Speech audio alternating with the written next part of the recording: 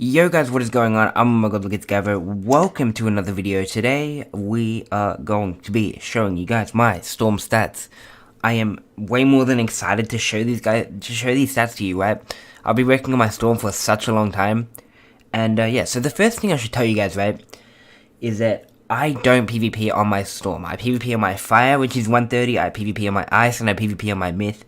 All of which I'm going to be doing a gear and stats and deck setup video for you guys who PvP. But when it comes to Storm, I feel like Storm is in such a bad place for PvP right now, especially at max level. You know, when you're going against an Ice, it makes it very difficult because you just don't have enough damage to deal with their high levels. So yeah, I'm going to be showing you guys my stats, and keep in mind that throughout the video, I'm not going to have much PS, I'm not going to have much, resistance. It's all about damage, and it's all about critical as Storm. So let's get into it, right? First things first, Stormy Paradox Conical. I am so glad that I literally just got this today, as well as the boots. But yeah, it is the best hat in the game. There is no better hat, except for maybe the crafted one, which is actually harder to get than this gear. The crafted gear in Imperia is, for some reason, so hard to get. Like, it's literally easier to farm for the Paradox gear. But yeah, Paradox Conical, best hat in the game by far for PvE. Malice's Cloak of Flux, right? A lot of people are probably wondering, especially if you haven't really gotten to 130 yet, you're probably wondering, really? Is the Malice's Cloak of Flux really still good at level 130? And let me tell you, it definitely is. Unfortunately, KingsIsle thinks that having, basically implementing robes that do absolutely nothing in all packs and in all bosses is the way to go. If you have played Imperia, if you've played in Imperia, or if you've opened packs at level 120 to 130, something you begin to notice is that the robes are all terrible. They only give resistance and block. Nobody wants that, especially on Storm. I can understand that why you might want that on Ice. Just block and just resistance and a bunch of health. I can understand why you would want that on Ice. But at the same time, there are other robes that can accomplish that. And especially on Storm, that 27 damage, the 25 accuracy, the 9% power pip chance, I mean, you cannot go wrong, right? If this robe had no resistance, I would still use it, honestly. Because it just gives so much damage and so much accuracy. That is the main thing, especially the critical as well, right? Okay, I literally just got these, but this is the Stormy Paradox boots, right? Before this, I was actually using Imperia Part 1 crafted boots, which was the Alfoy, Xanadu boots or something like that. They were good, but they weren't the best. But yeah, I farmed for this. I did at least 45 runs farming for this, and let me tell you, right? The boss that drops this, which is Vigilant Sargon, it's the first boss of the Husk. He drops these so, I don't know, they're so sporadic, right? You get, first things first, you guys probably noticed, I actually got the balanced hat as well. So not only do you get every single piece of the gear, not only do you get fire gear, balanced gear, you literally get every school, but it's just so rare. So the one chance that you do get a drop, it's probably going to be another school, right? So I was pretty lucky. I mean, of course I did do 45 runs, but I was pretty lucky to get both the Storm gears, and only one piece of the other school's gear, compared to the people that I was farming with, where they actually kept on getting, ice gear and life gear. So, I mean, made it hard for them. Now, my Rond is the Headmaster Sky Staff.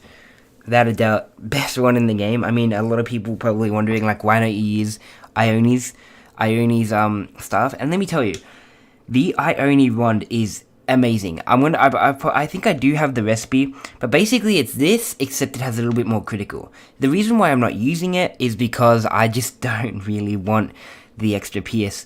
And I mean, the energy is useful, and I can see how the PS would be useful, but quite frankly, the Headmaster Sky stuff gives that extra bit of critical, and I need it. Dragon's Talon of Tumult. Without a doubt, best Athame in the game for Storm. Some people might argue that the Aphrodite Storm of Thorns is a little bit better because it gives 2 extra damage. But in my opinion, I prefer the Dragon's Talon of Tumult because I actually prefer to have, the extra 2 accuracy and the extra 6% power pip chance compared to the extra 2 damage. It's just not really that useful to me having, an extra 2 damage in comparison to having 6% power pip chance. Now, this is an interesting story. I would not recommend farming for this specifically, because when I was farming for it, they actually had a glitch in the game where you could skip all the way to the last boss, which for some reason, whenever I think of it, I think of Shane Dawson. Like, I don't know why, but basically, it's the second part of Darkmoor, the last boss, Shane Von Shane. He actually drops this, and when I was farming for it, there's a glitch. I don't know if you can still do it in that area specifically, but basically, you could like glitch all the way to the end without having to fight any of the bosses, and I thoroughly like enjoyed it because basically it allowed me just to not completely waste an hour of my time each time I had to farm, you know? Considering that I did like 12 runs to get this medallion specifically, I can imagine how someone probably wouldn't want to do 12 runs each lasting for an hour. That would be insane. So I would honestly recommend either going for the Amulet of Divine Influence, which is at the end of Tartarus, or I would recommend going for the Morganth Amulet. I actually had both of them, but they're on different characters at the moment, especially my Morganth one. I think I deleted that, right? This is a no-brainer. Honestly, unless you're going for all-out damage, which I wouldn't recommend, definitely farm Mimic for the Hakuge. I don't even know how to pronounce it, to be honest. But definitely farm Mimic for this ring. It gives 10 damage and 97% critical. Like, you cannot go wrong at all. Of course, if you want to, you can farm for the Ring of the Chaotic Heart, which I would recommend if you're doing PvP. Other than that, definitely get the Mimic Ring. Like, there's just no doubt, right? Now, as for the pet, okay, I actually made a pet to mega video quite recently, basically trying to make the perfect pet, which unfortunately, as you guys probably know, it failed.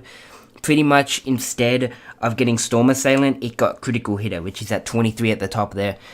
Basically, I have the exact same pet here, just with a little bit better stats. As soon as I get a Stormgiver jewel, I'm definitely going to socket it and use this as my main pet. But at the moment, this is the best pet for PvE Storm. Keep in mind, obviously it doesn't have any resistance. If you're Storm, you obviously don't want any resistance. So, yeah, I mean, everyone is gonna find this a bit subjective. Some people are gonna want all resistance and then 1 damage. Some people are gonna want all critical and then 1 damage. You know, some people are gonna want all damage. At the end of the day, it's subjective to what you want. Personally, I believe that this is one of the best pets. If it had a better critical talent at the top instead of critical hitter, I would 100% be using this pet literally like non-stop. Like, I wouldn't even be bothered going and getting a new pet, right? Because it's just insane. Now, for the mount, honestly, get the Gulches, the Storm Gulcher, because it gives 3+ damage, but I don't need it, because, like, I already have so much in 3+ damage. I'm not going to waste, like, you know, so much crowns trying to get a Gulcher that doesn't even do anything in the first place. As for the deck, honestly, you couldn't go wrong farming, what's his name? You couldn't go wrong farming that guy in Polaris that drops the same deck, pretty much. It gives the same critical, same block. The problem with that, though, is that I cannot be bothered farming. Pretty much what it does is, instead of giving a square socket, it actually gives a triangle socket. And that triangle socket is useful because you can socket Power Pips or you can socket an Accuracy. But to be fair, I don't want to spend my time. I don't want to spend like 12 hours a day trying to farm for a deck that isn't even going to change, you know, my stats much, to be honest. You know, I'm at 96% accuracy right now. Sorry, not 96% accuracy. I'm at 96% power pip chance, and I just don't see me changing my accuracy anytime soon because my Robo really gives so much, you know. Maybe if when the spring update comes out, they release a new form of gear and there isn't that much accuracy, I might go farm for the triangle deck. But other than that, this is 100% the best deck that you can possibly get. Now, these are my stats.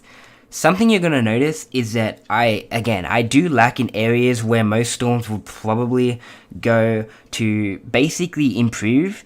For example, my resistance is not much. It definitely isn't much. I have much more resistance on my level 30 ice.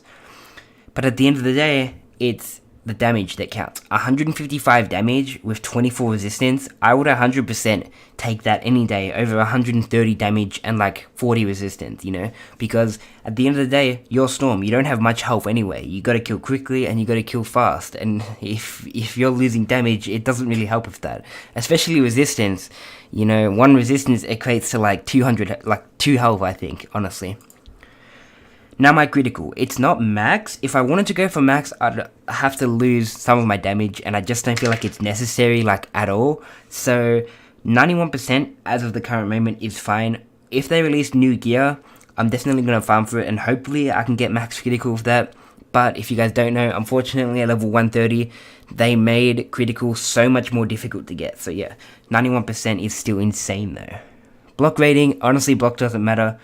PS rating, again, I'm not doing PvP. PS can be useful in some PvE fights, but for the purpose of what I mainly use my Storm for, which is farming, maybe helping some people out, and cresting, it's just not necessary at all to have armor piercing. So, I mean, I'm not going to actually go out of my way to lower my critical to get armor piercing. I mean, that would be kind of useless in my opinion. Pip conversion. Okay, pip conversion. A lot of people kind of wonder, like, what is pip conversion useful? Let me tell you, right? Pip conversion is very, very useful, especially as a Storm, because of Tempest. Sorry, not Tempest, but just certain spells, especially as Storm, right? If you can conserve just